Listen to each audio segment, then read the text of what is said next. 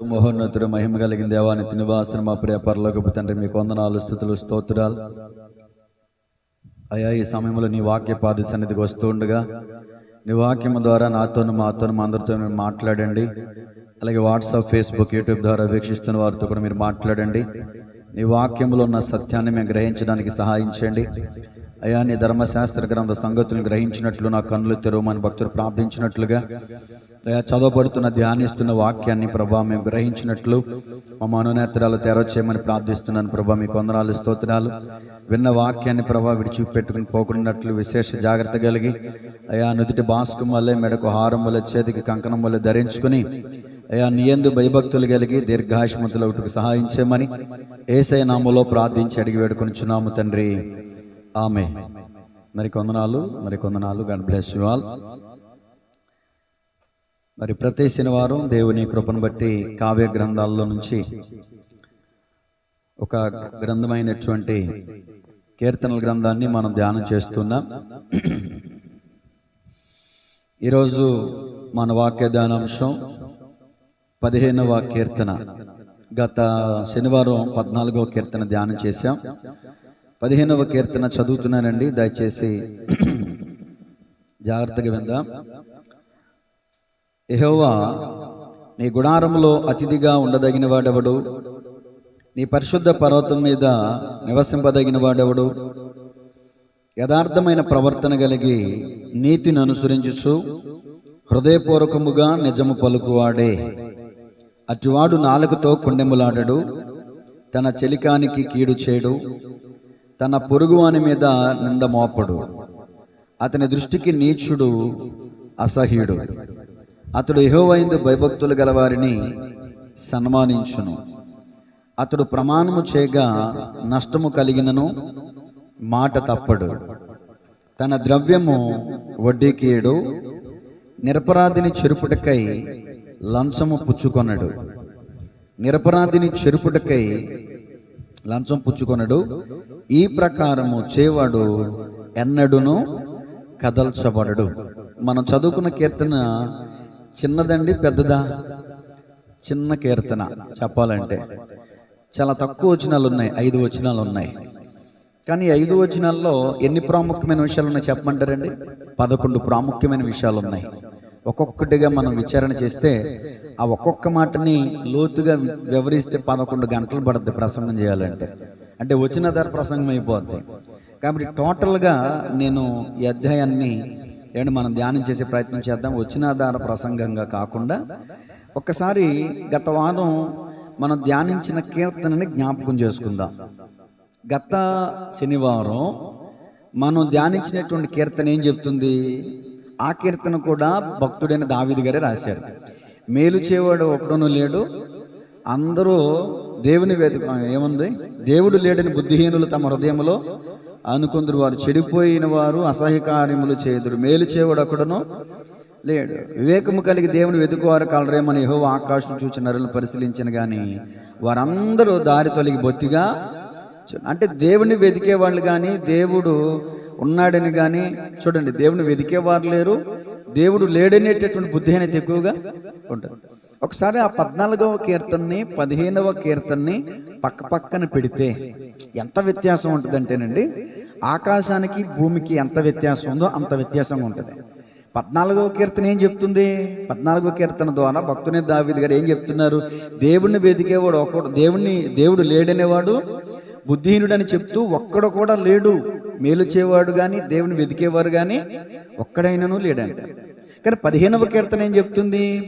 నీతిమంతులే, యథార్థపరులే, ఇంకా హృదయపూర్వకంగా నిజం పలికే వాళ్ళే. ఈ కీర్తనలో రాయబడే అంశాలన్నింటినీ జ్ఞాపకం చేసుకుంటే ఇలాంటి క్వాలిఫికేషన్ ఉన్న వాళ్ళే దేవుని సన్నిధిలో, దేవుని గుడారాల్లో ఉండగలుగుతారు. ఉండటానికి వాళ్ళు అర్హులు అని చెప్తారు. అదేంటండి మరి? ఎలా మనం దీన్ని అర్థం చేసుకోవాలి? 14వ కీర్తనలో సహజ సిద్ధంగా మనిషిలో ఉన్న స్వభావాన్ని ఆ కీర్తన తెలియజేస్తుంది. కానీ 15వ కీర్తన ఎవరి గురించి తెలియజేస్తుందంటే క్రీస్తులో ఉన్న మనిషిని గురించి తెలియజేస్తుంది. దేవునికి స్తోత్రం కలుగుగా. ఒకప్పుడు మనం లోకంలో ఉన్నామండి. లోకంలో ఉన్నప్పుడు మనకి 14వ కీర్తన వర్తిస్తుంది. ఇప్పుడు ప్రభు పిలుపుని బట్టి, ప్రభు కృప, ప్రభు ప్రేమను బట్టి ఇప్పుడు మనం ప్రభు సన్నిధిలోకి వచ్చాం. ఇప్పుడు మనందరికీ ఏది వర్తిస్తుందంటే 15వ కీర్తన వర్తిస్తుంది. ఇప్పుడు మనందరం 15వ కీర్తన ధ్యానించడమే కాదు, ఆ కీర్తనలో రాయబడినటువంటి అంశాలు మన జీవితంలో కలిగి ఉండవలసినటువంటి వారమై ఉన్నాం. ఎందుకంటే మనం క్రీస్తును కలిగి ఉన్నాం గనక. దేవునికి స్తోత్రం కలుగునుగా. సరే, మంచిది. మొట్టమొదటి మాటను మరలా చదువుతాను. యెహోవా, నీ గుడారములో అతిథిగా ఉండదగిన వాడెవడు? నీ పరిశుద్ధ పర్వతం మీద నివసింపదగిన వాడెవడు? గుడారం అంటే ఏంటి? గుడారం అంటే ఏంటి అంటే 2 కొరింథీ 5:5లో 5:1లో ఈ దేహాన్ని గుడారంతో పోల్చి మాట్లాడారు పౌలు గారు. సరే, మంచిది, అది కాదని కాదు. కానీ ఈ కీర్తనలో మనం ఆలోచన చేస్తే ఇది దేవునికి సంబంధించి. పాత నిబంధన గ్రంథంలో దేవుని మహిమ ఎక్కడికి దిగి వచ్చేది? ఎక్కడికండి? ప్రత్యక్ష గుడారం మీద. ప్రత్యక్ష గుడారం మీద ఆయన మహిమ ఉన్నంత ఆయన మహిమ మేఘం దిగి వచ్చేది కదండి. ప్రత్యక్ష గుడారంలో నుంచే కదా మోషేతో దేవుడు మాట్లాడేవాడు. అంటే ఇక్కడ గుడారం అంటే ఈక్వల్ టు దాని పక్కన మనం రాసుకోవాలి దేవుని సన్నిధి, లేదా దేవుడు ఉండే స్థలం, లేదా అక్కడ ఉండి దేవుడు మనతో మాట్లాడే స్థలం. అంటే పాత నిబంధన గ్రంథం ప్రకారం ఒక వ్యక్తి పరలోకానికి వెళ్ళాలంటే నిర్గమకాండం 20వ అధ్యాయంలో దేవుడు మనకిచ్చిన ఆజ్ఞలను 10 ఆజ్ఞలను తూచా తప్పకుండా మనం పాటించాలి. నేను ప్రశ్న అడుగుతాను. ఇజ్రాయేలీల ప్రజల్లో విడిపోయిన తర్వాత యోధా ప్రజల్లో అన్యులు కానీ, విగ్రహారాధికులు కానీ, దేవుని బిడ్డలైన వారు కానీ, దేవుడు ఏర్పరచుకున్న ఇజ్రాయేలీలు కానీ, దేవుడు నిబంధన చేసిన నిబంధన ప్రజలే కానీ, ఎవరైనా 10 ఆజ్ఞలు తూచా తప్పకుండా పాటించిన వాళ్ళు ఉన్నారా? ఎవరో ఒకరు ఏదో ఒక విధంగా ఎక్కడో ఒక చోట చిన్న బలహీనతతో పెద్ద బలహీనత కానీ పడిపోయిన వాళ్ళే ఉన్నారు. ధర్మశాస్త్రము దేని చేయజాలకపోయినో యేసుక్రీస్తు ప్రభుల వారు దాన్ని చేసి, అంటే ధర్మశాస్త్రం మనిషిని పాపిగా చూపిస్తుంది. అంటే థర్మామీటర్ పెట్టారండి మనకి, జ్వరం ఎంత ఉందో తెలియజేస్తుంది అంతే. థర్మామీటర్ పెట్టినంత మాత్రం మన జ్వరం తగ్గిపోద్దా? తగ్గదు. అలాగే దేవుని వాక్యమైన అర్థం ముందుకు వెళ్తే, ధర్మశాస్త్రం ముందుకు వెళ్తే, ఇదిగో నువ్వు ఈ పాపం చేసావు, నీలో ఈ పాపం ఉంది, నీ హృదయంలో ఈ పాపం ఉంది, నీ తలంపులు ఈ పాపం ఉంది అని ధర్మశాస్త్రం తెలియజేస్తుంది. కాబట్టి ధర్మశాస్త్రం ప్రకారంగా చూస్తే ఒక్కడో పరలోకానికి వెళ్ళే అర్హత ఎవ్వరికీ లేదు, ఒక్కడు కూడా లేదండి. ఎంత గొప్పవాళ్ళుగానే సరే పరిశుద్ధ గ్రంథంలో ఉన్న పాత నిబంధన గ్రంథం ప్రకారం ఆజ్ఞలు పాటిస్తేనే పరలోకం, ఆజ్ఞలు పాటిస్తేనే ప్రభు గుడారంలో ఉండే అర్హత, ప్రభు పర్వతం మీద ఉండే అర్హత, ప్రభుతో నివసించే యోగ్యత, ప్రభుతో మాట్లాడే భాగ్యం, ప్రభుతో సదాకాలం ఉండే భాగ్యం పాత నిబంధన గ్రంథం ప్రకారం.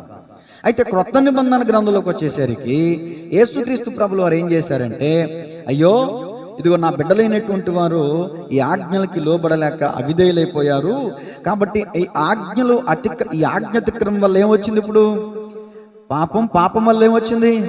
మరణం వచ్చింది. ఇప్పుడు నా బిడ్డల్ని మరణం నుంచి తప్పించాలి కాబట్టి ఆ పాపాన్ని, శాపాన్ని నా భుజముల మీద వేసుకుని నా బిడ్డలకి, అంటే ఆ శిక్ష నేను అనుభవిస్తాను, నా బిడ్డలు అనుభవించాల్సిన ఆ శిక్షను నేను భరిస్తాను, నా బిడ్డలందరికీ పరలోకం ఇస్తాను అని చెప్పి యేసు ప్రభుల వారు పరలోకాన్ని విడిచి భూమి మీదకి వచ్చి మనందరి నిమిత్తం మన స్థానంలో ఆయన కలువరి కొండపై సిలువ వేయబడి చనిపోయారు. మనందరి పాప శాపం ఎవరి మీద పడింది? ఇప్పుడు ఆయన మీద పడింది. ఇప్పుడు మనకి రక్షణ ఎలా వచ్చిందంటే కృపచేత మనకి రక్షణ కలిగింది, నెంబర్ 1. తర్వాత ఎలా వచ్చిందంటే విశ్వాసము ద్వారా మనకి రక్షణ వచ్చింది. ఇదేంటంటే 2 మాటలు చెప్పారు. అంటే ప్రభు కృప వలన రక్షణ వచ్చింది సరే, కానీ నమ్మని వాళ్ళకి రక్షణ లేదు. వాక్యం చెప్తుంది మార్కు 16:16 ప్రకారం, న్యూ టెస్ట్మెంట్ ప్రకారం, నమ్మి బాప్తిసం పొందినవాడు రక్షణ, అంటే నమ్మని వానికి రక్షణ లేదనే కదా దాని అర్థం. ఆయన కృప ఉంటే సరిపోదు.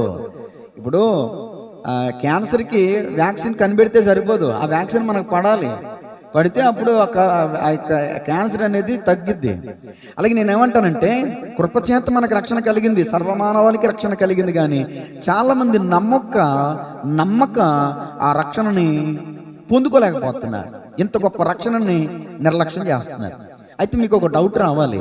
అయితే ఇప్పుడు మనం 10 ఆజ్ఞలు పాటించలేమని ఆయనకి తెలుసు, 10 ఆజ్ఞలు పాటించలేదని ఆయనకి తెలుసు. ఆనాడు ఇజ్రాయేలీలు 10 ఆజ్ఞలు పాటించలా, ఈనాడు మనం కూడా 10 ఆజ్ఞలు పాటించలేము. ఆ సత్తా దమ్ము మనకి లేదు, అంత హోలీనెస్, అంత పరిశుద్ధత మనకి లేదు. అంటే ప్రభునందు విశ్వాసం మాత్రం ఉంచాం, దేవుని కృప ఎలాగో మన మీద ఉంది. కాబట్టి మనం ఈ 10 ఆజ్ఞలు ఇప్పుడు అతిక్రమించినా, ఎన్ని తప్పులు చేసినా పరలోకానికి వెళ్ళిపోతామా? చాలా మంది ఇలా అనుకుంటారు. తామరకొలలో మన ఎవరు జేమ్స్ గారు చెప్పిన ప్రసంగం ద్వారా నేను ముగింపు అది ఇస్తే బాగుండు అనుకున్నా, అది ఇప్పుడు చెప్తా. ఆయన ముగింపు ఇది చెప్పలేదు. నేను ఇంతకుముందు చెప్పినటువంటి ఇంట్రడక్షన్ అంతా ఆయన చెప్పుకొచ్చారు, కానీ ముగింపులో ఇవ్వాల్సినటువంటి, అంటే ఆయనకి తెలియదని కాదు, నాకు తెలుసని కాదు సుమా, దేవుడు నాకు ప్రేరేపించి చెప్తున్నాను. దేవునికి స్తోత్రం కలుగునుగా. మన అందరిలో ఎవరి బీజం ఉంది? మామూలుగా సహజ సిద్ధంగా భౌతికంగా చూస్తే ఆదాము నుంచి మనకి ఆదాము రక్తం ఏంటో మనందరి రక్తం అదే. ఆదాము రక్తం మనలో ఉంది. క్షయబీజం నుంచి పుట్టిన వాళ్ళం మనందరం కూడా. చూడండి ఈ మాట చూడండి, పేతురు రాసిన మొదటి పత్రిక 1వ అధ్యాయం 21వ వచనం. పేతురు రాసిన మొదటి పత్రిక 1వ అధ్యాయం 21వ వచనం. మీరు క్షయబీజము నుండి కాక శాశ్వతముగు జీవము గల దేవుని వాక్యమూలముగా అక్షయ బీజము నుండి పుట్టింపబడిన వారు గనుక నిష్కపటమైన సహోదర ప్రేమ కలుగునట్లు మీరు సత్యమునకు విధేయులవుట చేత మీ మనస్సులను పవిత్రపరచుకొనిన వారయుండి ఒకనినొకడు హృదయపూర్వకముగాను మిక్కటముగాను ప్రేమించుడు. దేవుని స్తోత్రం చెప్పండి. మీరు అంటే క్రైస్తవులు. ఎప్పుడైనా ఒక మాట జ్ఞాపకం చేసుకోండి. బైబిల్ చదువుతున్నప్పుడు వారు, మీరు అనే మాట వస్తుంది. వారు అంటే ఇజ్రాయేలీలు, మీరు అంటే క్రైస్తవులు, క్రీస్తు రక్తం ద్వారా కడగబడినవా. ఇప్పుడు చెప్పండి, క్రీస్తు రక్త పక్షంలోనికి రాకముందు వరకు కూడా మనము క్షయబీజముతో పుట్టిన వారమే. ఆదాములో ఏ రక్తం ఉందో, అవ్వములో ఏ రక్తం ఉందో అదే రక్తం మనకి వచ్చింది. ఇప్పుడు ఈ వాక్యం చెప్తుంది, ఇప్పుడు మనం చదువుకున్న వాక్యం ప్రకారం మనం అక్షయ బీజం వలన పుట్టిన వారు. దేవుని వాక్యాన్ని మీరు ఏదో ఒక సమయంలో విన్నారు, విని విశ్వసించారు కాబట్టి ప్రభువును సొంత రక్షకునిగా అంగీకరించారు. మీ పాపములను ఒప్పుకుని విడిచిపెట్టారు. మీరు అందరూ ఇప్పుడు ఎక్కడికి వచ్చారు? ప్రభులోనికి వచ్చారు. ప్రభు దగ్గరికే కాదు, ప్రభులోనికి వచ్చారు. ప్రభుతో పాటు కలిసి మనం చనిపోయాం. అంటే బాప్తిజం తీసుకోవడం ద్వారా మనం చచ్చిపోయాం, తిరిగి లేపబడ్డాం. అంటే తిరిగి లేచినటువంటి క్రీస్తునందు మనం విశ్వాసం ఉంచాం, ఇంకెప్పటికీ మనం చచ్చిపోం. కాబట్టి క్రీస్తునందు విశ్వాసం ఉంచిన మనం అక్షయ బీజముతో పుట్టిన వారం గనక మనలో వాక్యం అనేది నిలిచి ఉంటది గనక, ఏ హృదయంలో వాక్యం అయితే నిలిచి ఉంటుందో వాళ్ళు పాపం చేయలేరు. మళ్ళీ చెప్తున్నానండి, ఎవరి హృదయంలో వాక్యం ఉంటుందో వాళ్ళు పాపం చేయలేరు. ఇదే మాట దావీదు గారు అన్నారు, అయ్యా నీ ఎదుట నేను పాపము చేయకున్నట్లు నా హృదయంలో నీ వాక్యం ఉంచుకుని ఉన్నాను. ఏంటంటే పాపం చేయలేకపోవడానికి వాక్యానికి సంబంధం ఏంటంటే, వాక్యం అనేది ఎలాంటిదంటే శక్తి. వాక్యం అంటే దేవుడు, వాక్యం అంటే శక్తి. ఆ రిఫరెన్స్ కూడా మీకు చూపిస్తాను.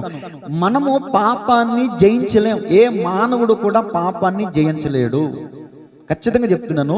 ఏ మానవుడు అంటే సేవకుడైనా, సువార్థికుడైనా, ఎవరైనా విశ్వాసులైనా ఎవరైనా కానివ్వండి, భౌతికంగా మనల్ని ఎదుర్కొనే, మన మీదకు వచ్చి పడేటటువంటి పాపాలని మనము జయించలేము. మరి ఎలా జయించగలం? ఒక్క పరిశుద్ధాత్మ శక్తి మనలో ఉంటే తప్ప మనం పాపాన్ని జయించలేము. నేను ఆ రిఫరెన్స్ కూడా ఇస్తాను. చూడండి, ప్రస్తుతం మరొక రిఫరెన్స్ కొరింథీయులకు రాసిన మొదటి పత్రిక 15వ అధ్యాయం 45వ వచనం. కొరింథీయులకు రాసిన మొదటి పత్రిక 15వ అధ్యాయం 45వ వచనం నుంచి 49వ వచనం దాకా. ఇందు విషయమై ఆదామును మొదటి మనుషుడు జీవించు ప్రాణి ఆయనని వ్రాయబడి ఉన్నది. కడపటి ఆదాము జీవింపచేయు ఆత్మ. ఎవరి కడపటి ఆదాము? యేసుక్రీస్తు ప్రభుల వారే. చూడండి, ఆత్మ సంబంధమైనది మొదట కలిగినది కాదు, ప్రకృతి సంబంధమైనదే మొదట కలిగినది, తరువాత ఆత్మ సంబంధమైనది. మొదటి మనుషుడు భూ సంబంధి అయి మంటి నుండి పుట్టినవాడు. రెండవ మనుషుడు పరలోకము నుండి వచ్చినవాడు. మట్టి నుండి పుట్టినవాడు ఎట్టివాడో మట్టి నుండి పుట్టినవారును అట్టివారే. పరలోక సంబంధి ఎట్టివాడో పరలోక సంబంధులను అట్టివారే. మరియు మనము మంటి నుండి పుట్టిన వాని పోలికను ధరించిన ప్రకారం అలా ధరించాం కాబట్టి పరలోక సంబంధి పోలికయు ధరింతుము. చాలు. దేవునికి స్తోత్రం కలిగినగా. ఇక చదువుకుంటే వెళ్తే చాలా విషయాలు ఉంటాయి. క్షయిత అక్షయతను ధరించి చాలా విషయాలు ఉంటాయి. ఇది 15వ అధ్యాయం కదా, మొదటి కొరింథీ. ఇది వచ్చే సంవత్సరం పునరుద్ధాన పండగ చెప్తా. దేవునికి స్తోత్రం కలిగినగా. ఇప్పుడు నా సబ్జెక్ట్ ఏంటంటే, ఈ శరీరం అనేది ఏ విధంగా మనకు ఆదాము నుంచి వచ్చిందో. ఏమండి, మనం పరలోకం నుంచి దిగి వచ్చినటువంటి ఆయన పోలికను మనం ధరిస్తే అప్పుడు మనం పరలోక సంబంధులు అవుతాం. అప్పుడు మనం వెలుగు సంబంధులు అవుతాం. అప్పుడు మనలో చీకటి ఎంత మాత్రం ఏలుబడి చేయదు. అందుకనే పత్రికలో పౌలు గారు అంటారు, మీరు ప్రాచీన స్వభావమును వదులుకొని నవీన స్వభావమును ధరించుకోవాలని వాక్యం చెప్తుంది. మీలో ఎవరైతే నవీన స్వభావాన్ని నవీన స్వభావం అంటే ఏంటి చెప్పండి? నవీన అంటే ఏంటి? క్రొత్త స్వభావం అంటే అక్కడ క్రింద పుట్టినట్లు ఉంటుంది పురుషుడు. నవీన స్వభావం అంటే అక్కడ ఆ మాటకి పుట్టినట్లు ఏమని వచ్చిందంటే, అంటే దానికి ఆ పదానికి అసలైన విషయం ఏంటంటే క్రొత్త పురుషుడు. ఎవరా క్రొత్త పురుషుడు అంటే యేసుక్రీస్తు ప్రభులు వారు. యేసుక్రీస్తు ప్రభులు వారిని మనం ధరించడం అంటే దాని అర్థం ఏంటంటే ఆయన ఎలా చూసేవాడో మనం అలా చూడాలి. ఆయన ఎలా మాట్లాడేవాడో అలా మాట్లాడాలి. ఏమండి, ఆయన ఎలా సత్క్రియలు చేశాడో అలా మనం చేయాలి. ఆయన ఎలా నడిచాడో ఎలా ప్రవర్తించాడో మనం అలా ప్రవర్తించాలి. ఆయనలాగా జీవించడం ఆయన్ని ధరించుకోవడం అంటే. దేవునికి స్తోత్రం కలుగునుగా. కాబట్టి 14వ కీర్తన ప్రకారంగా మనం చూస్తే 15వ కీర్తనలో ఉన్న ఒక్క క్వాలిఫికేషన్ కూడా మనలో ఉండదు. కానీ 15వ కీర్తనలో క్రీస్తును కలిగిన మనిషిని మనం చూస్తే ఖచ్చితంగా మనందరం సక్సెస్ అవ్వగలుగుతాం. 15వ కీర్తనలో రాయబడిన అంశాలు ప్రకారం మనం జీవించగలుగుతాం. దేవుని రాజ్యానికి వారసులం అవుతాం. దేవునికి స్తోత్రం కలుగునుగా. ఇప్పుడు 15వ కీర్తన 2వ వచనం. 15వ కీర్తన, యథార్థమైన ప్రవర్తన కలిగి. ఇప్పుడు నేను ఒక్కొక్క మాట చెప్తానండి, మీరు 1 2 3 చెప్పండి. 1 2 తెలుగులోనే చెప్పండి మీకు అర్థం అవడం కోసం. నేను ఒక మాట చెప్పి ఆగుతాను, ఆగినప్పుడు మీరు ఒకటానండి. దేవుని స్తోత్రం చెప్పండి గట్టిగా. హల్లెలూయా. యథార్థమైన ప్రవర్తన చెప్పారా? గట్టిగా చెప్పండి. ఒకటని చెప్పండి, నేను చెప్పింది కాదు. నీతిని అనుసరించి హృదయపూర్వకంగా నిజము పలుకుట. 3 బాబాయ్, నీకు అర్థమవుతుందా? నేను పదం చెప్తాను, నువ్వు నెంబర్ చెప్పాలి, వచ్చిన కాదు. 3 అయినాయి ఇప్పటికి. ఇప్పుడు తర్వాత చెప్తున్నాను, మీరు నెంబర్ చెప్పండి.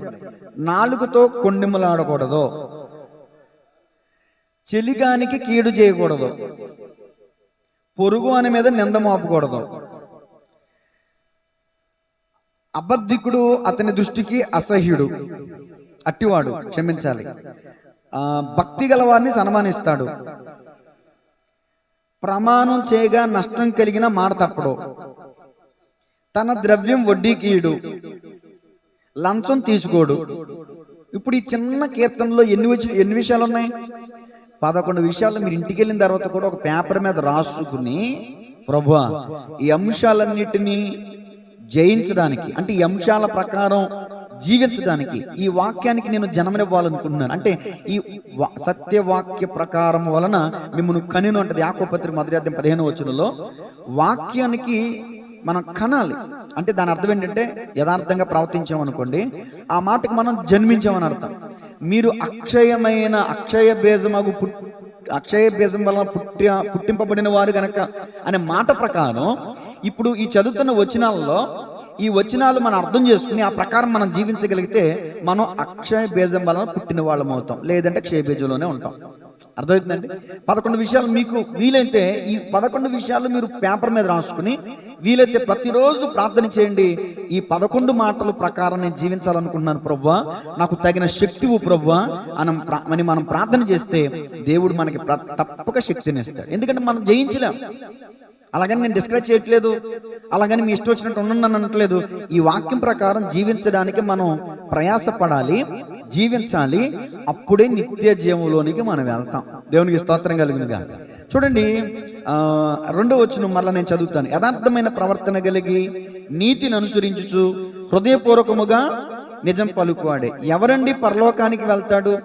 ఎవరండి పరలోక రాజ్య వారసులు? ఎవరండి నిత్య రాజ్యానికి వారసులుగా ఉంటారంటే ఇక్కడ 3 విషయాలు ఉన్నాయి 2వ మాటలో, 2వ వచనంలో. చూడండి, రోమపత్రిక 6వ అధ్యాయం 3వ వచనం. రోమపత్రిక 6వ అధ్యాయం 3 నుంచి కొన్ని విషయాలు. క్రీస్తు యేసులోనికి బాప్తిసం పొందిన మనం అందరము ఆయన మరణములోనికి బాప్తిసం పొందితమని మీరు ఎరుగరా? కాబట్టి తండ్రి మహిమ వలన క్రీస్తు మృతులలో నుండి ఎలాగూ లేపబడినో అలాగే మనమును నూతన జీవము పొందిన వారమై నడుచుకొనున్నట్లు మనము బాప్తిస్మము వలన మరణంలో పాలు పొందుటకై ఆయనతో కూడా అదిగో పాతి పెట్టబడితిమి. మరియు ఆయన మరణం యొక్క సాదృశ్యమందు ఆయనతో ఐక్యము గలవారమైన ఎడల, అంటే ఆయనతో పాటు మనం చనిపోయిన ఎడల, మన పాపాల విషయము ఎలా ఆయన చనిపోయాడో అలాగే మన బాప్తిస్మము ద్వారా ఆయనతో మనం పాతి పెట్టబడిన ఎడల, ఆయనతో మనం చనిపోయిన ఎడల, ఆయనతో మనం ఐక్యము గలవారమైన ఎడల, ఆయన పునరుద్ధానం యొక్క సాదృశ్యమందును ఆయనతో అద్దుగో ఐక్యము గలవారమైందుము. ఏమనగా మనమికను పాపమునకు దాసులము కాకుండుటకు పాప శరీరము నిరర్ధకమగునట్లు మన ప్రాచీన స్వభావము ఆయనతో కూడా సిలువ వేయబడినని. అదిగో మన ప్రాచీన స్వభావం, పాత స్వభావం ఆయనతో సిలువ వేయబడిందని మనం తెలుసుకోవాలి. తర్వాత చనిపోయిన వాడు పాప విముక్తుడని తీర్పు పొంది ఉన్నాడు. ఎలా చనిపోయిన వాడు? భౌతికంగా లారీ గుద్ది చనిపోయాడు, వాడు పాప విముక్తుడని తీర్పు పొందుతాడా? అది ఎలాగ సాధ్యమైంది? అది కాదు దాని అర్థం. మనం ఎప్పుడైతే బాప్తిజం తీసుకుని పాపం విషయంలో చనిపోయి ఆయనతో సమాధి చేయబడి తిరిగి లేపబడిన ఆయనతో పాటు మనం ఐక్యము గలవారమైనప్పుడు పాపం విషయంలో మనం ఏమనుంది అక్కడ? నీతిమంతుడని, పాప విముక్తుడని తీర్పు పొంది ఉన్నాడు. ఎప్పుడైతే మనం బాప్తిజం తీసుకుంటామో, ఎప్పుడైతే మనం పాపం విషయంలో చనిపోతామో అప్పుడు మనం పాప విముక్తులమని వాక్యం చెప్తుంది. అంటే అబద్ధం అనేది మన మీద ఏలుబడి చేయదు. యథార్థంగా ఉండటానికి ఇష్టపడతాం, నీతిని అనుసరించి మనం జీవిస్తాం. యథార్థత అంటే ఏంటి? యథార్థత అంటే ఏంటి? ఇప్పుడు నేను మీకు ఒక మాట చెప్పాను, ఆ మాట పెదవులతో వచ్చింది, హృదయంలో నుంచి వచ్చింది కాదు. అంటే హృదయంలో ఒకటి ఉంది, బయటకు ఒకటి మాట్లాడుతున్నాను. దాన్ని ఏమంటారంటే వేషధారణ అంటారు. అంతే కదండి. నేను ఇప్పుడు నల్లగా ఉన్నాను, కొంచెం వైట్ పెయింటింగ్ వేసేసాను అనుకోండి, అమెరికా ఒళ్ళగా కనపడ్డాను అనుకో, దాన్ని ఏమంటారు? వేషం అంటారు. పైకి తెల్లగా కనబడుతున్నాను కానీ లోపల నలుపు. పైకి నిజం చెప్పినట్టుగానే చెప్తున్నాను కానీ లోపల అబద్ధం పెట్టుకుంటున్నాను, లోపల ఒకటి పెట్టుకున్నాను, బయట కూడా మాట్లాడుతున్నాను. దాని వేషధారణ అంటారు. యథార్థత లేకపోవడాన్ని వేషధారణ అంటారు. దేవుడు వేషనైనా క్షమిస్తాడు కానీ ఎవరిని క్షమించడంట? వేషధారణని క్షమించడంట. మరి ఎవరిష్టం అండి ఆయనకంటే? యథార్థవంతులే ఆయనకు ఇష్టలు. యథార్థంగా ఈ భూమి మీద బ్రతుకున్నంత కాలం మనం ఎన్ని సంవత్సరాలు బ్రతికామన్నది ప్రాముఖ్యంగా, ఎంత యథార్థంగా బ్రతికామన్నదే ప్రాముఖ్యం. ఎన్ని సంవత్సరాలు బ్రతికావు భూమి మీద దేవుడు లెక్క అడగడం, ఎంత యథార్థంగా బ్రతికావు అనేది దేవుడు లెక్క అడుగుతాడు. మనలో చాలా మంది యథార్థంగా ఉండటానికి ఇష్టపడతారు, డబ్బుల విషయంలో ఇంకా పర్ఫెక్ట్గా ఉంటారు. మంచిదే. నేను అంటాను, దేవుడు చెప్పిన ప్రతి కట్టడ, ప్రతి నియమం విషయంలో మనం అంతే జాగ్రత్తగా ఉంటే నిత్య రాజ్యాన్ని మనం స్వతంత్రించుకుంటాము. 2, నీతిని అనుసరించి. నీతి అంటే ఏంటి? నేను చాలా టూకీగా చెప్పుకుంటే వెళ్తానే, ఒక పదాన్ని లోతుగా వచ్చినాధార ప్రసంగం అయిపోద్దని చెప్పాను కదా. నీతి అంటే ఏంటి అసలు? నీతి ఎలా వస్తుంది మనిషికి? ఒక మాట చెప్తాను వినండి. అబ్రహాము దేవుణ్ణి నమ్మెను, అది అతనికి నీతిగా ఎంచబడింది. ఎప్పుడైతే నువ్వు దేవుని విశ్వాసం ఉంచుతావో అప్పుడు నువ్వు నీతిమంతుడు అవుతావు. మనం పాపులం కాదు. ఇంకా ఆయన నమ్మకం ముందు మనం పాపులం, ఆయన నమ్మిన తర్వాత మనం ఏమై ఉన్నాం? నీతిమంతులమై ఉన్నాం. నీతిని అనుసరించడం అంటే ఏంటి? ఆయన చెప్పింది చేయడమే. దేవునికి స్తోత్రం. నోవహు ఓడకట్టు. అసలు వర్షాలే తెలియని ప్రాంతం అది, వరదలే తెలియని ప్రాంతం అది. అలాంటి ప్రాంతాల్లో జలప్రలయం రప్పిస్తున్నాను వాడు కట్టంటే నమ్మాడు. దేవుడు చెప్పింది నమ్మాడు, వాడు కట్టాడు. అది నీతి అంటే. దేవుడు చెప్పింది చేయడమే నీతి. ఈ రోజున దేవుని వాక్యం ప్రకారం మనం జీవించడమే మన నీతి. రాజనీతి అనేది ఒకటి ఉంటుంది కదండి, అలాగే దేవుని కూడా ఒక నీతి ఉంది. కాబట్టి ఆయన చెప్పినటువంటి ఆయన వాక్యం ప్రకారం మనం జీవిస్తే అది మనకు నీతి అవుతుంది. తర్వాత హృదయపూర్వకముగా నిజం పలుకువాడే. ఈ రోజున లోకల్లో ఉన్నప్పుడు మనం ఎన్నో అబద్ధాలు ఆడుంటాం. ఏమండి, తుమ్మితే తగ్గితే మనం అబద్ధాలు ఆడుంటాం, అబద్ధాలు ఆడే స్వభావం కలిగి ఉంటుంటాం. కానీ ఇప్పుడు మనం నూతన స్వభావాన్ని, నవీన స్వభావాన్ని ధరించుకున్న వారమై యేసుక్రీస్తు ప్రభుల వారి వల్లే సత్యము గురించి సాక్ష్యం ఇచ్చుటకు నేను వచ్చి తినేనన్నా. ఆయన ఎప్పుడు కూడా ఆయన నోటి ద్వారా ఏనాడు సత్యమే చెప్పారు తప్ప అబద్ధం అనేది ఆయన చెప్పలా. దేవునికి స్తోత్రం కలిగింది. చూడండి, గత కైగులూరు పునరుద్ధాన సభకి వెళ్ళినప్పుడు కైగులూరు పులపూరులో మీటింగ్లో జర్మియా గారు చెప్పారు ఈ మాట. యేసు ప్రభుల వారి గురించి 2 మాటలు చెప్పారు. ఆయన పాపము చేయలేదు, నెంబర్ 1. 2, ఆయనలో ఏ పాపము లేదు. ఇదేంటండి, 2 ఒకటి కదా? కాదు. ఆయన భూమి మీద ఉన్నప్పుడు భౌతికంగా ఆయన శరీరంతో ఏ పాపం చేయలేదు కాబట్టి ఆయన పాపం చేయలేదని యోహాను గారు రాశారు. ఆయనలో పాపం లేదని పేతురు గారు రాశారంట. అసలు నాకు భలే ఎక్స్ప్లెయినింగ్ చాలా బాగా అర్థమైంది ఆ మాట. గమనించండి, ఆయన పాపం చేయలేదు అంటే భౌతికంగా, ఆయనలో పాపం లేదంటే ఆయన హృదయంలో కూడా పాపం లేదు, ఆయన తలంపుల్లో కూడా. మనలో చాలా మంది పాపం చేస్తాం, చెయ్యకపోవచ్చు, మనం పాపం చెయ్యం, కానీ మనలో పాపం ఉంటుందా ఉండదా? భౌతికంగా నేను నా దేహంతో పాపం చేయకపోవచ్చు, నా హృదయంలో ఉంటుందా ఉండదా? నా తలంపులో ఉంటుందా ఉండదా? ఆలోచనలో ఉంటుందా ఉండదా?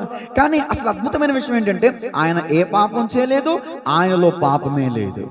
అంటే భౌతికంగాను ఆయన చూస్తే ఆయనలో పాపం లేదు, ఆత్మీయంగా అంతరంగంగా చూసినా కూడా ఆయనలో ఏ పాపం లేదంట. ఆయన ధరించిన మనం కూడా భౌతికపరమైన పాపము చేయకూడదు, హృదయ సంబంధమైన పాపం కూడా మనం చేయకూడదు. దేవుడు అట్టి శక్తిని మనకి ఇచ్చునుగాక. ఎఫెసీ పత్రిక 4:22 నుంచి కొన్ని విషయాలు. ఎఫెసీ పత్రిక 4:22. కావున మునుపటి ప్రవర్తన విషయంలోనైతే మోసకరమైన దురాశల వలన చెడిపోవు మీ ప్రాచీన స్వభావమును వదులుకుని మీ చిత్తవృత్తి యందు నవీన పరచబడిన వారై నీతియు యథార్థమైన భక్తియు గలవారై దేవుని పోలికగా సృష్టింపబడిన నవీన స్వభావమును ధరించుకొనవలెను. దేవునికి స్తోత్రం కలుగునుగా. యథార్థమైన భక్తి గలవారై.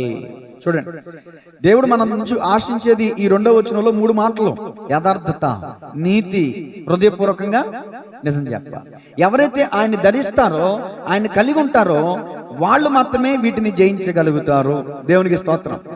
అసలు ఎవరు అబద్ధికులు చెప్పండి?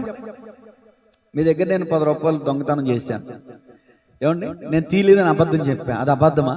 అది భౌతికపరమైన అబద్ధమే అనుకోవచ్చు, కానీ అసలైన అబద్ధం ఏంటంటో తెలుసా అండి? చూడండి, యోహాను గారు రాసిన మొదటి పత్రిక 2వ అధ్యాయం 3వ వచనం. యోహాను గారు రాసిన మొదటి పత్రిక 2వ అధ్యాయం 3వ వచనం.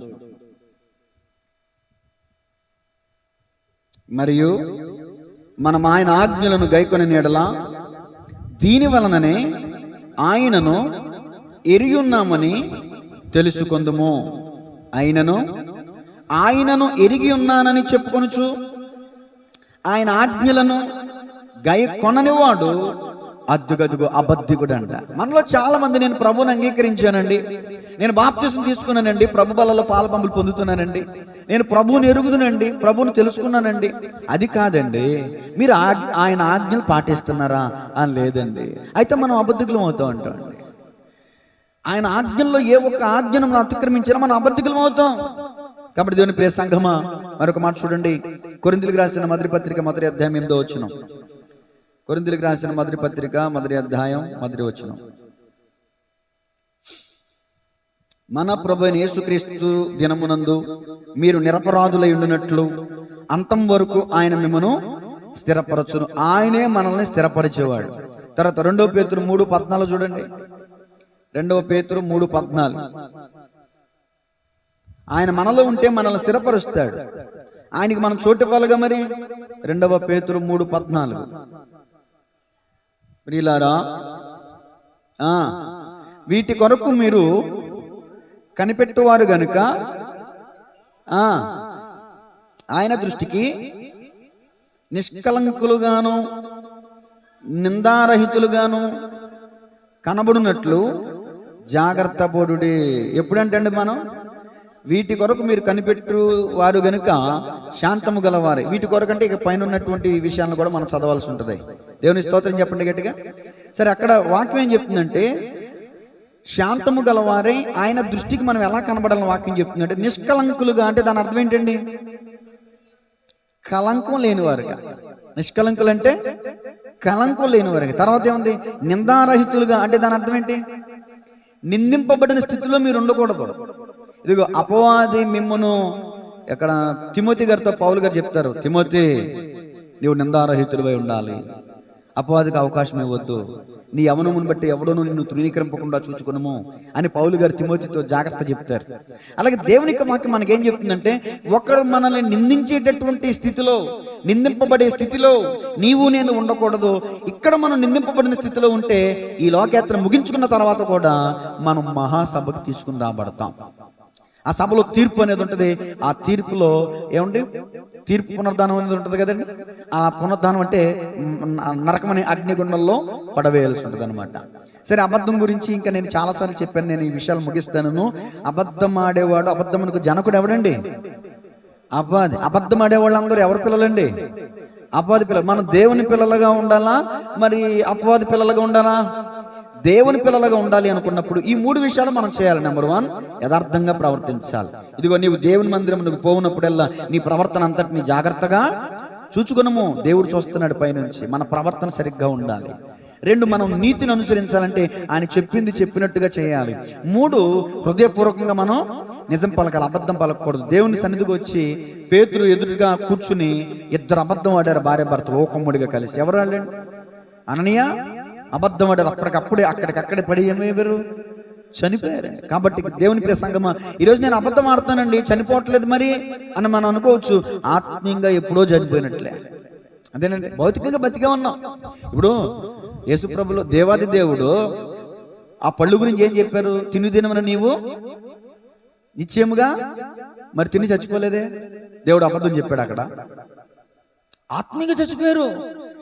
అందుకనే కదా సాధ్య సంఘంతో ప్రభు మనతో మాట్లాడుతున్నారు. సాధ్య సంఘం ద్వారా మీరు బ్రతుకు మట్టుకు బ్రతుకుతున్నారే గాని మృతులే. పాపం విషయంలో మనం చనిపోవాలి, పాపంలో చచ్చిపోకూడదు. అర్థమవుతుందండి? ఇప్పుడు యోసేపు వస్త్రాన్ని విడిచి ఏం చేశాడు? పారిపోయాడండి.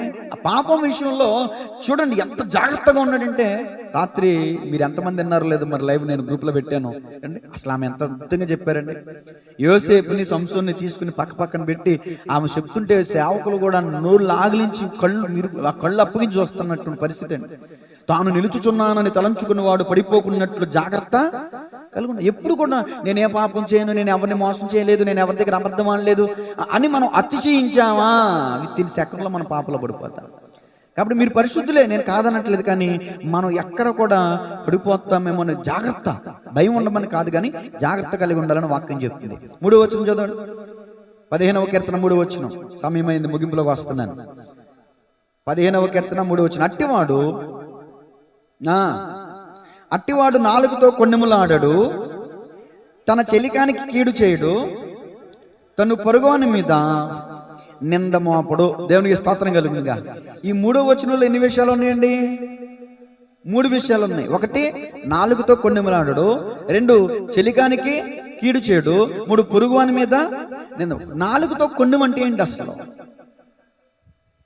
ఇక్కడ దారిలో ఒక యవనస్తుడు వెళ్తుంటే ఎండవేళ కదండి, ఎవరో ఒక ఆమె యవనస్తురాలు చెమటలకు ఎక్కేస్తుంది, చంటి పిల్లని చెప్పి చేతిలో పెట్టుకుని అని బండి ఎక్కమంటే ఎక్కించుకున్నాడు. ఎక్కడ సెంటర్ దింపాడు అనుకోండి.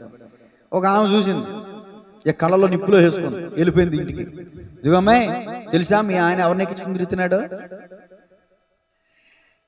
అసలు చూడండి, అక్కడ ఒక సరే చెల్లి వరుస అని చెప్పేసి ఒక సహోదరిగా ఏమంటే అభిమానంతో ఏదో ప్రేమతో ఏదో కొంచెం జాలికి కలిగి ఎండలో వెళ్తుంది కదా అని చెప్పి బండి ఎక్కించుకుంటే ఆ దృశ్యం చూసినటువంటి ఏమో ఇంటికి వెళ్ళిపోయి ఏం చెప్పింది? మీ ఆయన ఎవరిని ఎక్కించుకుని తిరుగుతున్నాడు తెలుసా? రోడ్డు అంట ఇదిలంటే ఎలా తిరుగుతున్నాడు తెలుసా? చెట్ట బట్టలు వేసుకుని. అంటే చూసింది ఒకటి, చెప్పింది ఒకటి. చూసింది ఒకటి, చెప్పేది 4. కొన్నెం పెట్టింది. ఆ భర్త ఇంటికి తిరిగి వచ్చేసరికి ఏమో రుసరుసలో. అప్పటిదాకా చక్కగా ప్రశాంతంగా ఉంది కాపురం, చక్కగా నెమ్మదిగా సంతోషంగా ఆనందంగా ఉన్నారు భార్య భర్తలు ఇద్దరు కూడా. ఆ రోజు నుంచి ఇంట్లో అనుమానాలు, గొడవలు, వేదనలు. చెప్పండి దేనివల్ల? ఒక చిన్న కొండు మల్ల తేలు కొండు గుచ్చి వెళ్ళిపోద్ది, దానికే బాగానే సైలెంట్గా వెళ్ళిపోద్ది. ఆ కొండు గుచ్చుకొనబడినటువంటి వాడికి ఎలా ఉంటుంది పరిస్థితి? విలవిలలాడిపోద్ది, విషం కదా, విలవిలలాడిపోద్ది. కాబట్టి దేవుని ప్రియ సంఘమా, మన కళ్ళే మనల్ని మోసం చేస్తే ఏమనుంటారు కాదంటారండి. ఫర్ ఎగ్జాంపుల్ ఒక మాట, ఇక్కడ నుంచి చూస్తే అది భూమి ఆకాశం కలిసిపోయినట్టు కనిపిస్తుంది. సముద్రం దగ్గరికి వెళ్ళినప్పుడు కూడా అబ్బో ఆకాశం సముద్రానికి అంటుకుపోయిందే, కలిసిపోయినట్టు కనిపిస్తుంది. భూమి ఆకాశం కలవడం అనేది సాధ్యమేనా? మరి మన కళ్ళే భౌతికంగా మనల్ని మోసం చేస్తున్నాయి కదా. మనం ఏది చూస్తే అదే నిజం అనుకుంటే ఎలా? మనం ఏది వింటే అదే నిజం అనుకుంటే ఎలా? మనం అలాంటి కొండపు మాటలు చెప్పి ఇతరుల కాపురాలు నాశనం చేస్తే మనం పరలోక రాజ్యంలో ఉండడానికి అర్హత ఎలా ఉంటుంది మనకి? యెహోవా ప్రశ్న భక్తుడే వేస్తున్నాడు. నీ గుడారములో అతిథిగా ఉండదగిన వాడెవడు? నీ పరిశుద్ధ పర్వతం మీద నివసింపదగిన వాడెవడు? ఇదిగో యథార్థముగా ప్రవర్తించు, హృదయపూర్వకంగా నిజం పలికివాడు, నీతిని అనుసరించేవాడు, అంత మాత్రమే కాదు అట్టివాడు, అంటే దేవుని సన్నిధిలో నివసింపదగిన యోగ్యత అర్హత కలిగిన వాడు తన నాలుగుతో కొండాలు ఆడంట. తేలు కొండు ఎలాంటిదో మనిషి నాలుక అలాంటిది అన్నమాట. కాబట్టి మన నాలుక ఎలా ఉంది? నాలుక గురించి 4-5 వారాలే చెప్పాను నేను. కొండలాడే నాలుక, అబద్ధాలాడే నాలుక, బూతులాడే నాలుక, ఎన్నో నాలుకల గురించి, జ్ఞానేంద్రియాల గురించి చెప్పినప్పుడు మన యూట్యూబ్లో ఉన్నాయి. ఇంకా నేను వాటి గురించి లోతుగా చెప్పనక్కర్లా. కాబట్టి దేవుని ప్రియ సంఘమా, మీరు దేవుని రాజ్యాన్ని స్వతంత్రించుకోవాలనుకుంటే మనం నాలుగుతో ఇంతవరకు ఒకవేళ తెలుసో తెలియకో నాలుగుతో కొండములాడే వారు ఉన్నామేమో. ఈ రోజైనా ఈ వాక్యం ద్వారా మనం మారుమనసు పొందుదాం. దేవునికి స్తోత్రం కలుగునుగా. ఈ 3వ వచనంలో రెండో మాట ఏంటి? చెలికానికి కీడు చేయడం. చూడండి, ఎంత ధర్మశాస్త్రంలోకి వెళ్తే ఈ కీడు అనే మాట గురించి చెప్పాలంటే, ఇదో నీ సహోదరునికి ఎవరికైనా సరే నువ్వు కీడు చేయకూడదని వాక్యం చెప్పు. డైరెక్ట్గానే కదా, అసలు కీడుకు ప్రతి కీడు. ఒకవేళ నీకు ఎవరైనా కీడు చేసినా కూడా నువ్వేం చేయకూడదని తిరిగి కీడుకు ప్రతి కీడు చేయొద్దని వాక్యం చెప్తుంది. కీడు చేయవాని ఇంటానంటానండి, కీడు చేయవాని ఇంట కీడు ఎలా పెరిగిద్ది అంటేనంటానండి, ఇంట పుట్టిన బిడ్డ పెరిగినట్టు పెరిగిద్ది అంట. నేను మీకు కీడు చేశాను అనుకోండి, ఆ కీడు నాకు తిరిగి మళ్ళీ రావడానికి ఎలా పెరిగిద్ది అంటే, నా ఇంట్లో పుట్టి పెరిగిన బిడ్డ ఎలా పెరుగుద్దో అలా కీడు పెరుగుద్దంట. పెరిగి పెరిగి పెరిగి ఒక్కసారిగా నన్ను అలా నరికేద్దంట. మనం చేసే ఒక కీడు తిరిగి మనకి 4 అంతలుగా వచ్చి పడద్దంట. పెరుగుద్ది అదే ప్రకారంగా పడదు. కాబట్టి దేవుని ప్రియ సంఘమా, కీడుకు ప్రతి కీడు చేయకూడదు. చెలికానికి అంటే నీ స్నేహితునికి కీడు చేయకూడదని వాక్యం చెప్తుంది. చూడండి, ఈ రోజున బెస్ట్ ఫ్రెండ్స్ అయినటువంటి వాడు ఎందుకు భద్రశత్రువులు అయిపోతున్నారు? ఇదిగో ఒకరికొకరు ఏదో కీడు జరిగింది. కాబట్టి గమనించాలి దేవుని ప్రియ సంఘమా, కీడు చేసేవారు ఉంటే మనం దేవుని రాజ్యానికి వారసులం కాలేం. తర్వాత మాట చూడండి, పొరుగు వాని మీద నింద మోపడం. తల్లి ఇంట్లో సున్నుండలు పెట్టింది, డబ్బా నిండా పెట్టేసింది. 2 పిల్లలకి 2 ఇచ్చింది, తినండిరా అంది. ఇదిగో ఎక్కడ పెడతానా, మళ్ళీ తీయొద్దురా అంది. తల్లి బయటికి వెళ్ళిపోయింది. పెద్దోడు వచ్చాడు, ఓ 4-5 తినేసాడు. తల్లి వచ్చింది సాయంత్రానికి, లెక్క తెలుస్తుందిగా, రే ఎవరు తిన్నారా?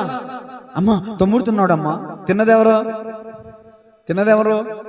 అన్నది అన్నాడు. ఎవరి మీద చెప్తున్నాడు అంటే, తప్పు తాను చేసి ఎదుటివారి మీద ఆ తప్పు మోపడాన్ని నింద మోపడం అంటారు.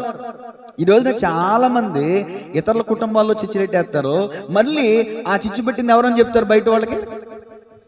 అది ఆ పక్కింటి వాళ్ళే, ఇది ఈ పక్కింటి వాళ్ళే. కాబట్టి గమనించాలి దేవుని ప్రియ సంఘమా, తప్పు చేసి ఎదుటి వారి మీద ఆ తప్పు మోపాలనుకోవడం పొరుగు వారి మీద నింద మోపింది దాంతో సమానం. వాళ్ళు కూడా లెక్కలోకి వస్తారు, తీర్పులోకి వస్తారు, దేవుని రాజ్యాన్ని పోగొట్టుకుంటారు.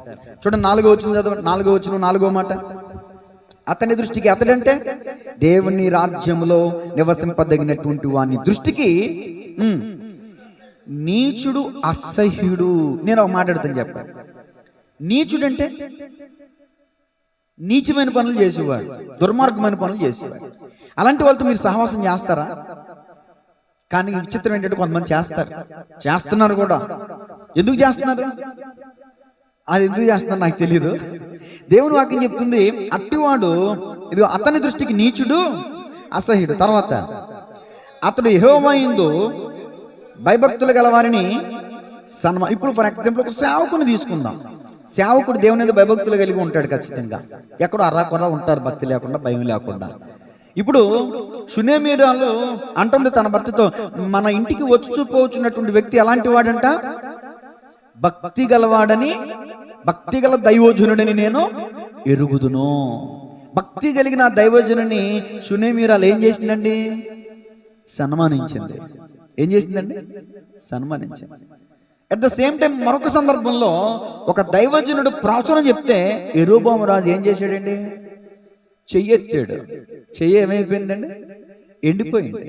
ఈ రోజున దైవజనుని మీద చెయ్యెత్తినటువంటి సందర్భం, దైవజనుని మీద కాలెత్తినటువంటి సందర్భం, దైవజనుని మీద నోరెత్తినటువంటి సందర్భం పరిశుద్ధ గ్రంథంలో చూద్దాం. బయటికి ఎందుకండి? కోరాహు, దాతాను, అభిరాము అనే ముగ్గురు ఉన్నారండి. ఆ ముగ్గురికి సంతానం 250 మంది ఉన్నారండి. వీళ్ళందరూ కలిసి దేవుని యందు భయభక్తులు కలిగిన మోషే మీద ఏం చేశారు? నోరెత్తారండి. మేము పరిశుద్ధులమే, మేము మీతో రాం, మిమ్మల్ని దేవుడు ఏర్పరచుకున్నాడా? మమ్మల్ని కూడా దేవుడు ఏర్పరచుకున్నాడు అని మోషే మీద తిరుగుబాటు చేస్తే మోషే దేవుని సన్నిధిలో నోరు తెరిచాడు. మోషే దేవుని సన్నిధిలో నోరు తెరిస్తే ఆకాశం నుంచి దేవుడు నోరు తెరిచాడు. ఆకాశం నుండి దేవుడు నోరు తెరిచి ఆజ్ఞాపిస్తే భూమి ఏం చేసింది? భూమి నోరు తెరిచింది. కొరాహు వాళ్ళేమో దైవజనుడి మీద నోరు తెరిచారు, దైవజనుడేమో దేవుని సన్నిధిలో నోరు తెరిచారు. దేవుని సన్నిధిలో నోరు తెరవ దేవుడు ఏం చేశాడు? ఆకాశం నోరు తెరిస్తే భూమి ఏం చేసింది? నోరు తెరిచి వాళ్ళని మింగేసింది. ఈరోజు అనుదిన వాక్యం ఇంతకుముందే చదివాను నేను. రబ్షాకే విస్తారమైన మాటలు మాట్లాడాడు, విస్తారంగా దుర్భాష మాట్లాడాడు. రబ్షాకే అనేవాడు అష్షూరు రాజు యొక్క సైన్యాధిపతి. రాజు ఒక మాట సెలవిచ్చాడు, వాడు ఎన్ని మాటలు మాట్లాడినా మీరు ఒక్క మాట మాత్రం మాట్లాడొద్దు. ఆడు చాలా దుర్భాషలాడాడు. ఈ అద్భుతులు చెప్తున్నారు, యోధా భాషతో మాట్లాడొద్దు, మాకు పలానా భాష తెలుసు, ఆ భాషతో మాట్లాడంటే మీ యొద్దకే దేవుడు నన్ను పంపించాడా? మీ రాజు దగ్గరికే దేవుడు మమ్మల్ని పంపించాడా?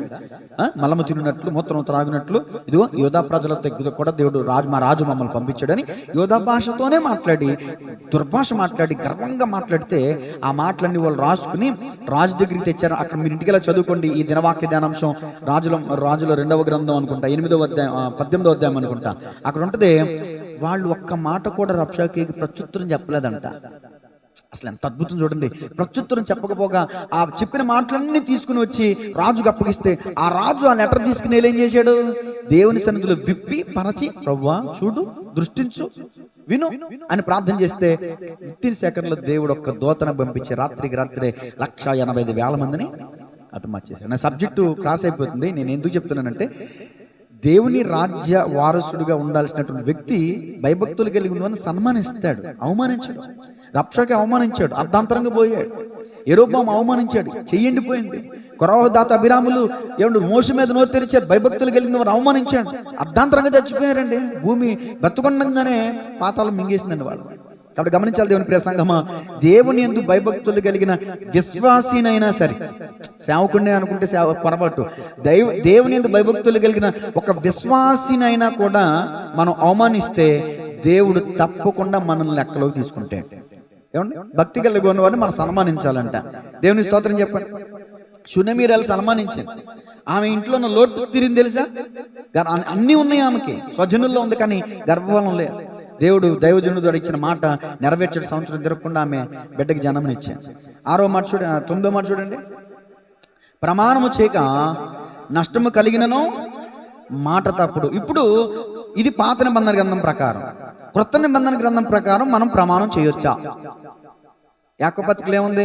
అవునంటే అవును, కాదంటే కాదు. మనం ఏం పెట్టుకోకూడదంట?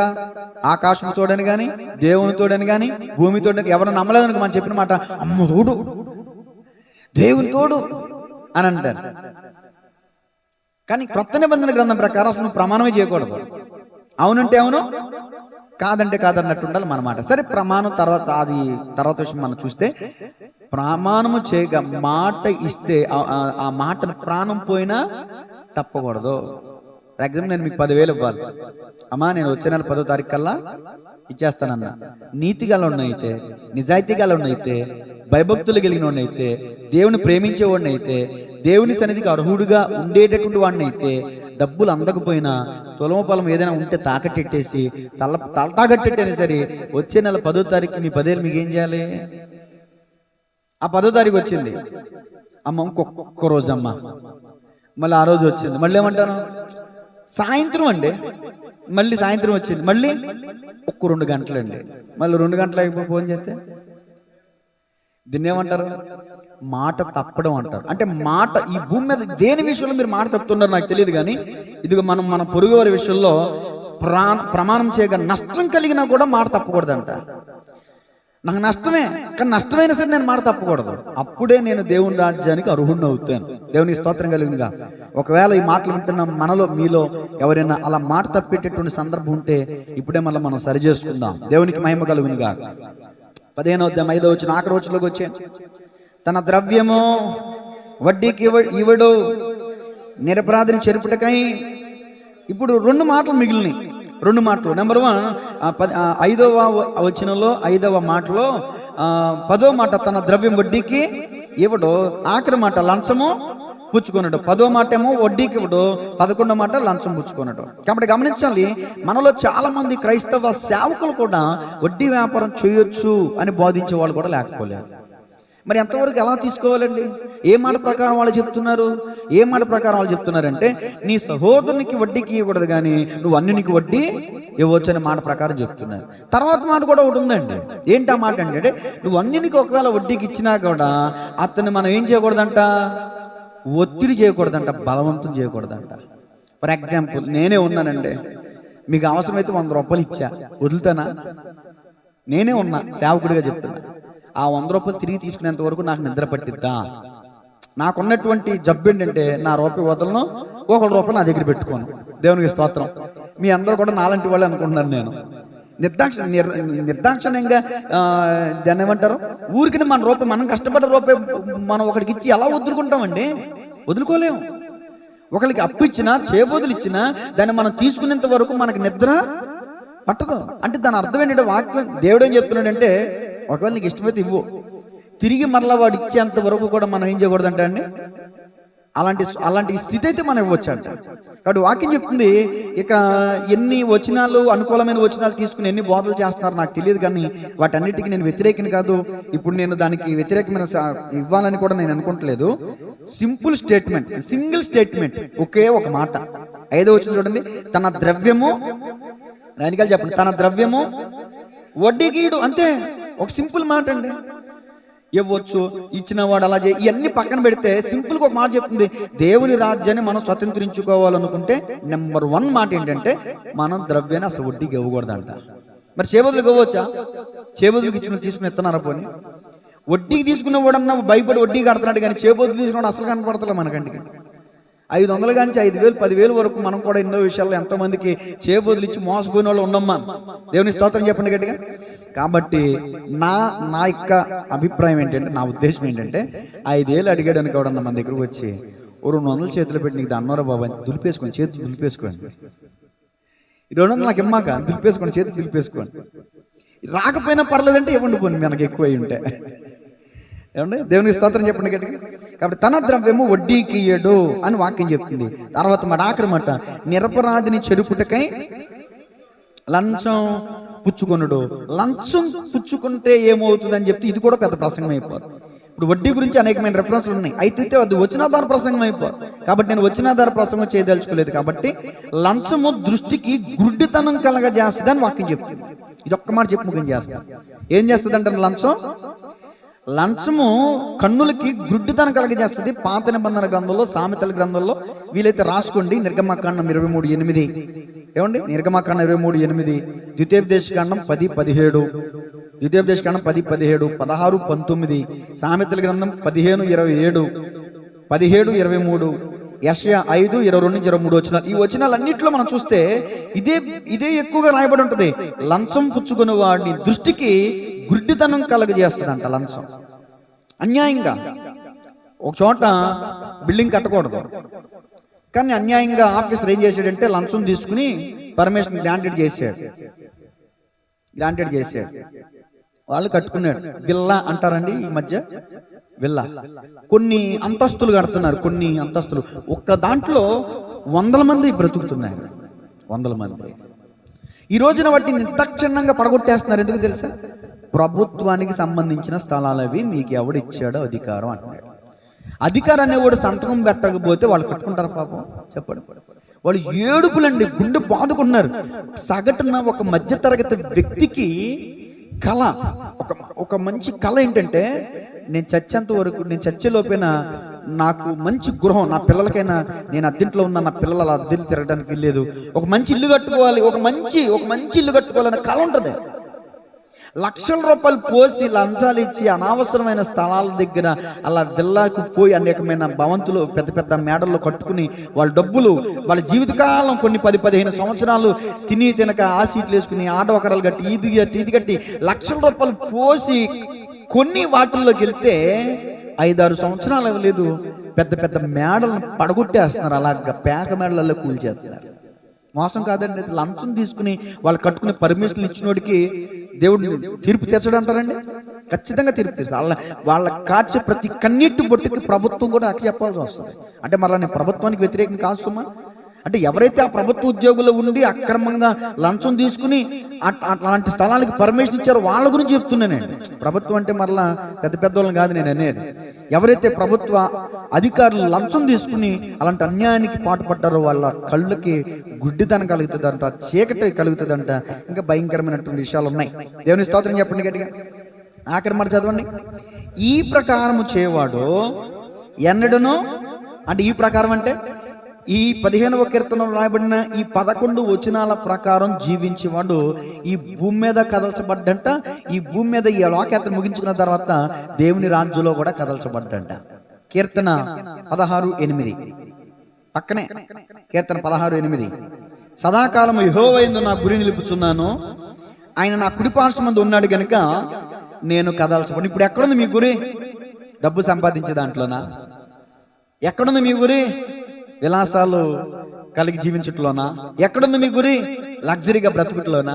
ఎక్కడుంది మీ గురి? మేడమెద్దులు కట్టుకున్నట్లోనా? తప్పులేదు, భౌతికంగా ఉండొచ్చు, కానీ సదాకాలం భక్తుడు అంటాడు దేవుని మీద నా గురి నిలుపుచున్నాను కాబట్టి. ఇప్పుడు ఎవరైతే క్రీస్తుని కలిగి ఉన్నారో వాళ్ళు దేవుని మీద గురి పెట్టుకున్న వాళ్ళు అవుతారు. ఆఖరి మాట చదివి ముగించేస్తాను. 2వ పేతురు 1:5-10 వచనాలు ఆఖరి మాట అండి. ఇంకా నేను రిఫరెన్స్లు తీను, ఈరోజు చాలా రిఫరెన్స్లు చెప్పాను. 2వ పేతురు 1:5-10 వచనాలు చదవమంటారా? సరే, 1:5 చదువుతాను, వినండి. ఆ హేతువు చేతనే మీ మట్టుకు మీరు పూర్ణ జాగ్రత్త గలవారే. జాగ్రత్తగా వినండి. మీ విశ్వాసమునందు సద్గుణమును, విశ్వాసంలో ఏముండాలంట? దేవుని యందు విశ్వాసించిన మీరు సద్గుణం కలిగి ఉండాలి. సద్గుణమునందు జ్ఞానమును, జ్ఞానమునందు ఆశానిగ్రహమును, ఆశానిగ్రహమునందు సహనమును, సహనమునందు భక్తిని, భక్తి యందు సహోదర ప్రేమను. ఇవన్నీ వివరిస్తే బోల్డంత టైం పట్టేస్తుంది. సహోదర ప్రేమ యందు దయను అమర్చుకొనుడి. ఇవి మీకు కలిగి విస్తరించిన యెడల అవి మన ప్రభు అయిన యేసుక్రీస్తుని గూర్చిన అనుభవ జ్ఞాన విషయంలో మిమ్మును స్వామరులైనను నిష్ఫలులైనను కాకుండా చేయను. చాలా మంది స్వామరులు అయిపోతున్నారండి ఆధ్యాత్మికంగా. ఇవి ఎవరికి లేకపోవునో, అంటే పైన చెప్పబడిన విషయాలు ఎవరికి లేకపోవునో వాడు తన పూర్వ పాపములకు శుద్ధి కలిగిన సంగతి మరిచిపోయి, చూసారా, పూర్వ పాపాలకి శుద్ధి నేను చేయబడ్డానన్న విషయం కూడా మర్చిపోతారంట. నేను పరిశుద్ధుణ్ణి ప్రభు రక్తంతో కడగబడ్డానన్న సంగతి కూడా మర్చిపోతారంట. మర్చిపోయి గుడ్డివాడును దూరదృష్టి లేని వాడును అగును. దూరదృష్టి కలిగిన చేప వల నుంచి తప్పించుకుంటుందంట. చూసారా, దూరదృష్టి లేకపోతే సాతాను వేసే వలలో మనం పట్టబడతాం. 10వ వచనం. అందువలన సహోదరులారా, మీ పిలుపును ఏర్పాటును నిశ్చయము చేసుకున్నట్టుకు మరీ జాగ్రత్త పడుడి. ఇదిగో దేవుడు మిమ్మల్ని ఏ విధంగా పిలిచాడో గమనించాను, మిమ్మల్ని ఏ స్థితిలో పిలిచాడో గమనించాను, ఎలా ఉండటానికి పిలిచాడో గమనించాను. రాత్రి సహోదరి చెప్పారు, ఇదిగో మనల్ని దేవుడు ఎందుకు పిలిచాడంటే పరిశుద్ధులుగా ఉండటానికి దేవుడు మనల్ని పిలిచాడంట. మీ పిలుపును ఏర్పాటును నిత్యము చేసుకున్నట్టుకు మరీ జాగ్రత్త పడుడి. ఈ క్వాలిఫికేషన్లో ఏదో ఒకటి లేకపోయినా మనం అపవిత్రులం అయిపోతామండి. 11వ వచనం. మీరిట్టి క్రియలు చేయువారైతే ఎప్పుడునూ తొట్టిల్లరు. చూసారండి, 15వ కీర్తనలో ఉన్న విషయాలే కానీ, ఈ పైబడిన చెప్పబడిన మాటలే కానీ, ఈ ప్రకారంగా మీరు జీవిస్తే జీవితంలో మన తుది శ్వాస విడిచిపెట్టేంత వరకు ఎప్పుడు మనం తొట్టిల్లమంట. అలాగున మన ప్రభువును రక్షకుడునైన యేసుక్రీస్తు యొక్క నిత్యరాజ్యములో ప్రవేశము మీకు సమృద్ధిగా అనుగ్రహింపబడును. నా మూలవాక్యం ఏంటండి? 15వ కీర్తన 1వ వచనం. యెహోవా నీ గుడారంలో అతిథిగా ఉండదగిన వాడు, యెహోవా నీ పరిశుద్ధ పర్వతం మీద నివసింపదగిన వాడేవాడు. ఈ మాట వెనకాల చెప్పండి. అలాగున మన ప్రభువును రక్షకుడునైన యేసుక్రీస్తు యొక్క నిత్య రాజ్యములో ప్రవేశము మీకు సమృద్ధిగా అనుగ్రహింపబడును. ఎవరికి? ఇట్టి క్రియలు చేసిన వాళ్ళకి. ఇట్టి క్రియలు చేసిన వారు ఎప్పుడు తొలగిపోయి తొట్టిల్లరని వాక్యం చెప్తుంది కదా. ఇట్టి క్రియలు విశ్వాసమునందు సద్గుణం, సద్గుణందు భక్తి, భక్తి యందు ఓర్పు, ఆ ఓర్పు, ఇవన్నీ ఉన్నాయి కదా. ఇవన్నీ మనం కలిగి ఉండాలంట. 15వ కీర్తనలో రాయబడిన 11 మాటలు కూడా మనం కలిగి ఉండాలంట. అప్పుడు మనం పరలోకానికి వెళ్తాం. పాత నిబంధన కష్టమా, క్రొత్త నిబంధన కష్టమా అంటే పాత నిబంధన కంటే క్రొత్త నిబంధన ఇంకా ఎక్కువగా చేశారు యేసుప్రభులు వారు. పాత నిబంధన గ్రంథం ప్రకారం ఒక పురుషుడు మరొక స్త్రీతో కలిస్తే పాపం. కానీ క్రొత్త నిబంధన గ్రంథం ప్రకారం యేసుప్రభులు వారు చెప్పారు, ఒక స్త్రీని మోహపు చూపుతో చూస్తేనే. ఇప్పుడు చెప్పండి, పాత నిబంధన కష్టమా, క్రొత్త నిబంధన కష్టమా? దేవునికి స్తోత్రం కలుగునుగా. పాత నిబంధన గ్రంథం ప్రకారం దశమభాగం అయితే 23 రూపాయలు 33 పైసలు అక్షరాల చెప్పాలంటే. క్రొత్త నిబంధన ప్రకారం అయితే ఆస్తులే. దేవునికి స్తోత్రం కలుగునుగా. కాబట్టి గమనించాలి. దేవుని ప్రియ సంగమా, తలలు వంచండి, ప్రార్థన చేసుకుందాం. ప్రార్థన చేసి ముగిస్తాను, సమయమైంది గనక. తలలు వంచండి, ప్రార్థన చేసుకుందాం. మోకరించగలిగిన వారు మోకరించండి, లేదా అలా కూర్చోండి కుర్చీలో. ఎందుకంటే మీ పరిస్థితి నాకు తెలుసు గనక. ప్రార్థన చేద్దాం అందరూ కూడా. వీలైతే మీరు ఇంటికి వెళ్ళిన తర్వాత ఈ 11 విషయాలు కూడా ఒక పేపర్ మీద రాసుకుని, నిజానికి మనం వాటిని చేయడానికి చాలా కష్టం, కానీ నేను ఒక రిఫరెన్స్ మీకు ఇవ్వలేకపోయాను, రేపటి దినం ఇస్తాను. పరిశుద్ధాత్మ శక్తి వలన మనం చేయగలం. ఇంచుమించు రేపు కూడా ఒక మాట వస్తుంది. పరిశుద్ధాత్మ శక్తి మనలో ఉంటే, వాక్యం గురించి ఒక రిఫరెన్స్ ఇచ్చాను ఆల్రెడీ, కానీ పరిశుద్ధాత్మ శక్తి మనలో ఉంటే మనం యథార్థంగా ప్రవర్తించగలుగుతాం, నీతిని అనుసరించగలుగుతాం, హృదయపూర్వకంగా నిజం పలకగలుగుతాం. అట్టివాడు తన నాలుకతో కొన్నిములాడు, తన పొరుగువాని మీద నిందమోపడు, తన చెలికానికి కీడు చేయడు. ఇలాంటి స్థితి కలిగి మనం ఉండగలుగుతాం. అట్టివాని దృష్టికి నీచుడు అసహ్యుడు, నష్టం కలిగిన మాట తప్పుడు, ద్రవ్యం వడ్డీకీడు, లంచం పుచ్చుకొనడు. నువ్వు దేవుని బిడ్డవు అనటానికి ఈ కీర్తనలో రాయబడిన అంశాలన్నీ మన జీవితంలో మనం తూచ తప్పకుండా పాటించగలిగినప్పుడే మనం దేవుని బిడ్డలం. ఒక్క బాప్తిజం తీసుకుంటే దేవుని బిడ్డలం కాలేము ఖచ్చితంగా. ఎవరికి వాళ్ళు చిన్న పరిశీలన చేసుకోండి, చిన్న ప్రార్థన చేయండి. నేను ముగిస్తాను. ఈ వాక్య సంబంధంగా ప్రార్థన చేయండి. అలాగే నవీన్ తమ్ముడు కోసం కూడా ప్రార్థనలో జ్ఞాపకం చేసుకోండి. చాలా బలంగా గాయాలు తగిలి చాలా బ్లడ్ బ్లీడింగ్ అయింది, బాధపడుతున్నారు, ఏడుస్తున్నారు తల్లిదండ్రులు. మొదటిగా చెప్పబడిన వాక్యాన్ని బట్టి ప్రార్థన చేయండి. అయ్యా, నీ యొక్క గుడారంలో నివసించాలంటే, నీ పరిశుద్ధ పర్వతం మీద, అంటే నీ నిత్యరాజ్యంలో మేము స్వతంత్రించుకోవాలి, ప్రవేశించాలంటే మేము ఎలా ఉండాలో, ఎలాంటి క్వాలిఫికేషన్స్ ఉండాలో భక్తుడైన దావీదు గారి ద్వారా మీరు తెలియజేశారు. ఈ సంగతులను బట్టి మీకు వందనాలు అయ్యా. ఇంతవరకు నాలో ఈ లోటుపాట్లు ఉన్నాయి, ఈ పొరపాట్లు ఉన్నాయి. ఇదిగో తెలుసో తెలియకో నేను తప్పు చేసి ఇతరుల మీద పెట్టేశా, అవమానం వస్తుందని. నన్ను క్షమించి ప్రభువా అని ఒప్పేసుకోండి. ఇది నేను ఈ విషయాలు అబద్ధం ఆడా, డబ్బు విషయాలు అబద్ధం ఆడా, పలానా విషయాలు అబద్ధం, పలానా వాళ్ళ విషయాలు అబద్ధం ఆడా, లేనిది ఉన్నట్టుగా చెప్పా, ఉందో లేనట్టుగా చెప్పా. లేని వార్తను పుట్టింపకూడదు, లేవియాకాండం 23:1 ఉందండి. అబద్ధ సాక్ష్యం పలకూడదంట. అబద్ధ సాక్ష్యం చెప్పించి నాబోతుని అన్యాయంగా చంపించింది యెజెబెలు. కుక్క చావు చచ్చిందండి. ఈ మాట అనకూడదు, నన్ను క్షమించండి. పాతి పెట్టడానికి శరీరం కూడా లేకుండా పోయింది. మరి దాన్ని ఏమంటారు? ఆమె రాజకుమార్తె గనుక ఆమెను పాతి పెట్టంటే పుర్రే పాదాలు తప్ప ఏం కనబడలేదంట. బ్రతికినంత వరకు రాజ్య టీవీగా బతికింది. ఒంటి నిండా బంగారం వేసుకుంది, ముఖం నిండా రంగులు పూసుకుంది, కానీ భయంకరమైన చావు చనిపోయిందండి. రాజకుమార్తె కానీ శాపగ్రస్తురాలు అయిపోయింది. ఈ రోజున అమ్మ, ఈ మాట నన్ను మన్నించాలి, మీరు నేను కూడా రాజబిడ్డలం, దేవుని రక్తం ద్వారా కడగబడ్డాం. మన దేవుడు రాజు అయినప్పుడు ఆయన బిడ్డలమైన మనం రాజబిడ్డలం కాదా? రాజబిడ్డలమైన మనం శాపగ్రస్తులు కాకూడదు. పూర్వపు పాపములకు విమోచింపబడిన సంగతి మర్చిపోవద్దు. మనం విమోచించబడిన వారు మన సంగతి మర్చిపోతే ఎలాగండి?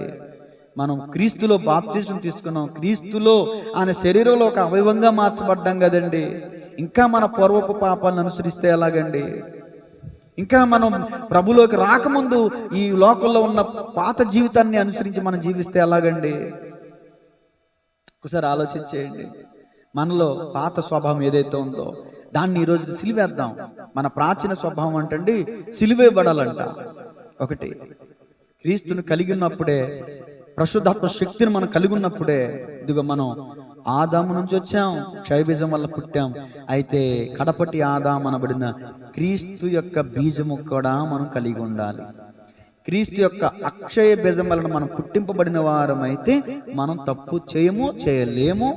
అది భౌతికంగా అయితే ఈ 11 విషయాల్ని మనం పాటించలేము, కానీ ప్రభు వలన